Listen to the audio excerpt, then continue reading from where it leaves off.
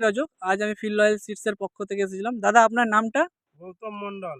দাদা গ্রামের নামটা? গ্রাম মাইলেহিল, মাইলেহিল খাতড়া। খাতড়া। দাদা মুকুটমণিপুরের পাশে। মুকুটমণিপুরের পাশে। হুম। আচ্ছা। দাদা আপনি যে জাতটা করেছিলেন জাতটার নাম? অর্জুন 2। ফিল্ড লয়েল সিডসের অর্জুন 2। অর্জুন 2। দাদা কালারটা কেমন? কালারটা খারাপ না, ভালো লাগছে। কালারটা ভালো না? হুম। দাদা বলছি ফল কি কেটে দেখেছেন এখন অবধি? এখনো অবধি ফল কাটা হয় নাই। হয়নি। কিন্তু আর ফলের আকার কি আপনার পছন্দ?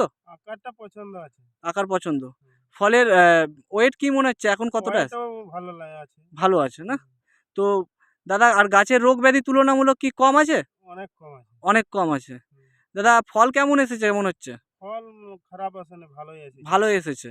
আর বলছি দাদা পরের বছর করবেন তো আপনি এই জাতটা? চেষ্টা করব, এবারে অন্য মাটি দেখতে হবে তো। আচ্ছা, আচ্ছা। করার এটা আমার ইচ্ছা আছে। এইসব দেশি টাইপের বীজে হাইব্রিড? রোগবাধি কম।